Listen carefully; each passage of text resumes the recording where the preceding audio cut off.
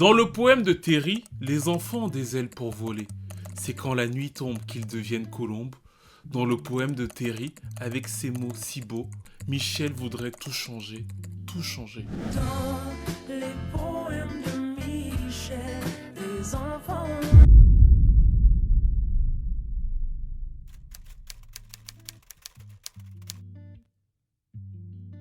Les poèmes de Michel sont sans aucun doute un des plus gros classiques oubliés de la chanson française, parce qu'à la fois tout le monde le connaît, il est chanté partout, quand on allume sa télé à The Voice, plein d'artistes le reprennent dans des genres musicaux divers et super éloignés les uns des autres. Poèmes de Michel, les enfants. Dans les poèmes de Michel, les enfants ont des ailes. Il s'est tellement inscrit dans la culture et dans l'imaginaire populaire que parfois on en oublie un peu l'autrice. C'est aussi dû à la force de la chanson qui raconte cette comptine un peu triste d'une jeune enfant qui semble vivre une existence triste, perturbée et qui donc s'imagine qu'elle pourrait s'extirper de son quotidien de ces mots M-A-U-X avec des mots M-O-T-S. Si jeune, trop mûr. Les mots si jeune, trop mieux résonnent en nous parce que ça fait écho à une enfance perdue, à la childhood de Michael Jackson, mais dans le même temps, sur cette mélodie chaloupée, résonne une note d'espoir. C'est le cœur même de ce poème qui va arriver comme un ovni dans les charts français en 1996. La jeune dame s'appelle Terry Moïse, elle est très belle, un peu frêle, elle a un grand regard exigu et en même temps un peu perdu, comme si elle était là et pas là en même temps. Elle fascine justement la presse française parce qu'elle n'a pas une histoire simple. C'est une jeune haïtienne qui a grandi aux États-Unis, sa langue maternelle c'est donc l'anglais, elle se passionne pour la culture française. Quand elle vient en France au début des années 90 et rien n'est facile pour elle. Elle fait la fille au père, elle fait ses études et justement cette passion pour la musique la rattrape alors que la plupart des gens de sa famille ne sont même pas au courant. Oui, mais moi j'y ai jamais été, mais j'ai de la famille. Ouais. Et c'est très drôle, j'ai eu ma mère au téléphone, je lui avais pas dit que j'ai fait un disque. Elle m'a dit... Vous n'avez pas dit à votre mère que vous avez fait un disque? Non, je lui avais Vous n'avez pas pas eu dit. le temps. Non, c'est pas ça, c'est plus compliqué que ça. Je voulais la surprendre. Elle a un petit truc à la Tracy Chapman. Vous voyez ce que je veux dire? Quand tu... Voilà, un petit truc dans le look, dans la petite carrure, la posture. Ça fait grincer les médias de la voir signer comme ça en France. Et on lui pose la question justement, on lui demande, mais t'es anglophone, tu es américaine quasiment, même si tu es d'Haïti, tu as grandi aux États-Unis. Pourquoi est-ce qu'effectivement tu ne chantes pas directement en anglais, tu ne signes pas là-bas pour que nous puissions récolter un peu de tes fruits comme pour tout le monde en fait? Pourquoi avoir choisi de venir en France et surtout, chose super importante, de chanter en français? Parce que l'une des grandes forces du premier album de Terry Moïse, c'est que la plume est incroyablement fine, à l'instar donc de ce premier single, Les Poèmes de Michel, qui sera un immense tube. Je rappelle que l'album de Terry Moïse a obtenu aux Victoires de la musique la récompense du meilleur album francophone. À l'époque, ils appellent ça un peu le French groove, une sorte de mélange entre soul et variété, dans la lignée de ce qu'avaient déjà fait les natives, mais elle a ce grain bien particulier, cette plume bien spécifique, et surtout sur la question du pourquoi elle chante en français, elle explique qu'elle a toujours parlé français, les mots lui sont venus en français, et en plus, c'est la nièce des chanteurs d'un des groupes haïtiens les plus influents de la scène compas, le Magnum Band. Donc le français ne lui est pas inconnu, les mots lui sont venus naturellement. Elle gagne une victoire de la musique, l'album fait plus de 100 000 ventes, gros succès critique, parce que Terry se spécialise justement dans le fait de raconter des instants de vie comme des espèces de caresses, avec à chaque fois une sorte de petite maxime. Le second single, Je serai là, raconte les joies de la maternité, le bonheur que peut ressentir une femme quand elle a son enfant, elle se dit qu'elle serait prête à tout pour lui. Bon, ça c'est avant qu'on ne grandisse bien sûr, mais bon voilà quoi, c'est très bien chanté. Et j'ai découvert qui je suis. C'est de la soul variété chaloupée, très easy listening qu'on retrouve aussi sur le troisième single, Il était mon avenir. Toujours cette tension entre petite soul et variété avec une histoire de rupture pour le coup. Mais avant lui, c'était le début. Elle devient donc une star en France, mais à l'instar du fait qu'elle révélera beaucoup plus tard à sa mère qu'elle cartonne en France, Une fille qui s'appelle Terry Moïse et sa carte. Le frère qui lui est en Haïti? Oui, le frère de ma mère, mon oncle. Donc, Ah oui, donc ça cartonne vraiment en Haïti. que ça passe, ouais, ça passe. Modeste. Et alors le frère a dit? Oui, il a dit qu'il y avait une fille qui s'appelait Terry Moïse, qui marchait super bien. Et ma mère, elle m'a dit, il peut pas y en avoir deux. Et vous avez l'intention éventuellement de lui envoyer le Oui, disque? je vais carrément aller la voir. Elle habite où, votre mère? Elle habite à Miami. Ah, d'accord. Et vous avez des sœurs aussi qui sont en Californie? Oui. Et qui, elles non plus, ne savent pas que Terry Moïse cartonne Non, incroyablement en elles France. savent pas. Ah, c'est une blague. C'est vrai? Mais tout passe par ma mère. Hein. Si je n'ai pas dit à ma mère, personne ne sait. Ah ouais, c'est comme ça chez, Voilà. c'est comme ça chez les Moïse. Exact. Elle garde beaucoup de distance avec la célébrité, avec les médias, très peu d'interviews. Elle se concentre directement sur son second album. Et justement, sur ce second album, il change un peu la direction artistique parce que le premier est beaucoup plus soul. Là, elle prend des cours de chant pour essayer de chanter, je pense, plus folk, variété, pour casser un peu le côté très soul et je pense s'adapter un peu plus au marché français. Ça s'entend dès le premier single qui s'appelait Fais semblant. D'ailleurs, dans certaines apparitions, elle a ce petit côté un peu Erykah Badu avec son petit bandeau. Mais au niveau des textes, c'est la même plume. Ce même partage entre espoir et désespoir qu'elle avait déjà décrit sur le premier album se retrouve totalement dans les textes du second qui s'appelle cette fois-ci donc Terry Moïse, avec d'autres titres comme Il sait ou encore Fou. Victor Hugo disait, et c'est une de mes phrases préférées, je crois que je l'ai déjà dit sur cette chaîne, je n'en suis pas sûr, mais il disait la mélancolie, c'est le bonheur d'être triste.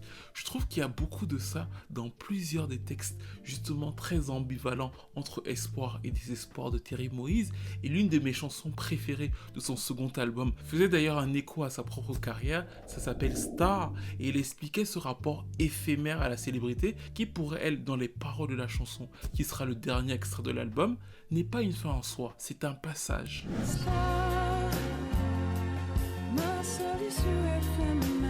Et dans un sens, Tori qui est très intelligente, elle a fait des études à la Sorbonne, elle passe ses journées à lire, elle apprend plusieurs langues, l'espagnol, l'allemand, enfin, c'est un bouillon de culture, avait pu pressentir quelque chose parce qu'effectivement, ce second album ne marche pas.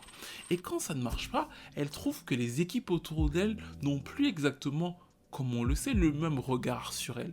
L'industrie change, les gens sont fake, et sa coiffeuse de l'époque raconte qu'elle se sent déstabilisée par les comportements autour d'elle dans l'industrie, et elle ne veut plus enregistrer le troisième album qui était prévu avec sa maison de disques. Elle avait 3 albums sur son contrat, elle en fait 2, elle veut pas faire le troisième. Normalement, elle est censée, vu qu'elle a signé, le faire. Mais elle veut pas le faire, et c'est pour ça que le label veut lui imposer la sortie de cet album, qu'elle réfute. Elle va devant la justice, ce qui est très rare à l'époque, et surtout ce qui est pas évident, vu qu'il y a écrit sur son contrat qu'elle est censée faire les 3 albums. Mais elle est pas bête.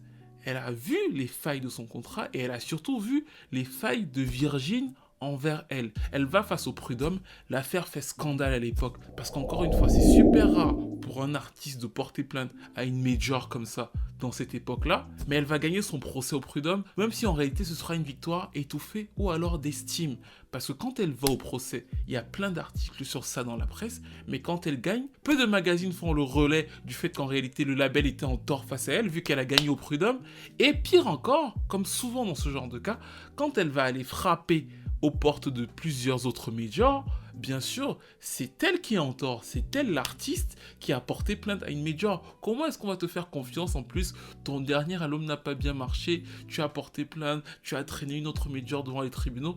Aucune autre major ne veut véritablement retravailler avec Terry Moïse. C'est pour ça qu'elle aussi, qui est déjà lassée de ce système-là, et qui en elle a déjà ce spleen en fait. Elle a un spleen incandescent qu'elle raconte déjà dans ses chansons, décide de totalement quitter l'industrie. Il y a plusieurs articles où notamment son avocat de l'époque explique qu'ils ont essayé à plusieurs reprises de la retenir, mais elle estime que c'est trop pour elle. La musique, oui, mais l'industrie de la musique, ça ne lui correspond pas. Elle décide de reprendre les études et de quitter la France parce qu'il y a aussi autre chose qui la gêne en France. Elle a certes vécu en Haïti, aux États-Unis, mais en France, le racisme ambiant dans l'industrie, ça l'agace. C'est donc pour ça qu'après cette victoire et après cette déception, elle décide de quitter le pays. Elle va d'abord en Espagne, ensuite sa mère tombe malade et elle rentre aux États-Unis pour s'en occuper pendant plusieurs années. Les années vont passer et entre 2001 et 2013, ce fameux matin où Claudie Siard va faire un tweet qui va choquer la toile, on va quasiment plus entendre parler de Terry Moïse. Pourtant, la chanson Les Poèmes de Michel va continuer à être diffusée, rechantée en télé, en radio, mais la chanteuse s'était totalement éloignée de ce milieu-là. On va apprendre qu'elle va continuer à apprendre d'autres langues, à lire des milliers de livres, à s'apaiser, mais totalement loin de ce milieu-là. Bah, on a peur. Oui, Voilà, moi j'ai peur. tu as peur. Oui, mais j'ai hâte. En Oui. même temps. Claudie Siard annonce donc ce jour-là que Terry Moïse est décédée. La chanteuse s'était ôté la vie. La nouvelle va faire un buzz incroyable sur les réseaux sociaux parce que d'un coup, ça va rappeler à tout le monde l'histoire de cette jeune dame qui était venue comme ça en France, qui avait marqué la culture avec des titres totalement intemporels et qu'on n'avait plus vu depuis très longtemps. Certains espéraient peut-être qu'elle revienne un jour, mais c'était effectivement à la fin. La SACEM va faire un communiqué pour lui rendre hommage et surtout son compagnon de l'époque, quelques mois après, va revenir sur l'histoire, expliquant que ça faisait des années qu'elle était complètement dépassionnée par tout, que le spleen qu'elle exprimait dans ses titres avait quelque part fini par prendre le dessus sur son rapport aux gens et que finalement les deux, pendant très longtemps dans leur union, avaient décidé de partir ensemble. Lui ayant un enfant, c'était plus ou moins maintenu à cause de l'enfant, mais selon lui, Terry n'avait plus le goût de rien et quelques semaines donc après leur séparation, et alors qu'elle disait qu'elle retournerait en Allemagne, elle avait décidé de malheureusement passer à l'acte. Les mots de Terry n'avaient pas réussi à tout changer. L'histoire de Terry Moïse n'a malheureusement pas une fin heureuse. C'est même un destin un peu tragique. Toujours est-il que j'avais envie de vous en parler parce que déjà, je trouve que très souvent, on écoute ces chansons encore une fois, mais on ne sait pas qui c'est. Et je trouve que savoir qui c'est en rajoute pour le coup beaucoup à l'écriture de ces chansons. Parce que très souvent, quand j'écoute ou quand je passe à côté, parce que des fois, je n'écoute même pas ces chansons moi-même. J'entre dans un Uber ou j'arrive à une soirée, j'écoute sa chanson, je me dis, mais en fait, c'est ouf. Très souvent, les gens, ils savent pas qu'ils écoutent, mais surtout la subtilité de ces textes. Je trouve qu'elle écrit de façon très subtile, et encore plus pour une personne qui est d'abord anglophone, en fait. Je trouve que ça devrait nous interpeller, d'ailleurs, vu la qualité de certains textes dans la musique française actuelle, que dans beaucoup de ces textes, on ressent cependant qu'il y a chez elle entre la vie c'est tout et la vie c'est rien en même temps en fait. Cette espèce de parallèle entre espoir et désespoir qui a déjà dans les poèmes de Michel, vous le retrouvez dans la folie amoureuse quasiment qu'une mère peut avoir pour son enfant dont je serai là, ou alors dans la passion oubliée qu'on retrouve au cœur de Fait semblant. La vanité de Star qui est son histoire avant son histoire par ses propres mots, ou encore des chansons comme Une place pour elle où elle parle du mal-être qu'on peut avoir quand on ne trouve pas sa place dans ce monde. avec ses envies. Seul avec ses envies, mais cette fois-ci, ce combat de toujours est de côté. Placé du coin obscur, de longer ses murs, son cri trop réfléchi et tempéré, les larmes s'évadent, jolie mascarade, mais a-t-elle enfin trouvé sa place? Qui a eu l'idée de leur faire croire? Où a-t-elle appris à jouer? Si seulement ses pensées pouvaient se voir, on l'aimerait. Et cette fois-ci, ce combat de toujours. Éternelle dernière danse, dernière chance. Et vous voyez, je trouve qu'il y avait quelque chose d'un peu torturé chez elle, qu'elle a réussi à faire passer dans sa musique de la manière la plus affectueuse qu'elle pouvait. C'est pour ça que la profondeur de plusieurs de ses textes est autant intemporelle, et en vérité, moi, je ne connais pas une meilleure définition de ce qu'est un artiste, à savoir que transmettre ses émotions, son vécu, aussi bien sa terreur que ses peurs, afin que ça ne devienne du réconfort pour les autres. Je trouve qu'elle le fait très bien à certains instants, et c'est pour ça qu'au-delà de cette fin tragique, je trouve toujours que son histoire est à raconter et à savoir, parce qu'en écoutant sa musique, et en connaissant ce dont je viens de vous parler, vous verrez qu'elle a su se raconter comme personne, en espérant donc aujourd'hui qu'elle repose en paix. Sa sœur a choisi d'incinérer son corps en coupant tout lien avec l'industrie musicale, mais on ne l'oublie pas, et comme le montre cette vidéo, son art continuera de perdurer et de marquer plusieurs générations. Il y a encore quelque part en nous tous cette petite Michel qui rêve de s'envoler quand la vie est un peu trop dure, de devenir une colombe, ou encore de pouvoir changer tous nos mots M-A-U-X avec des mots. Merci de m'avoir écouté et à très vite pour une nouvelle vidéo.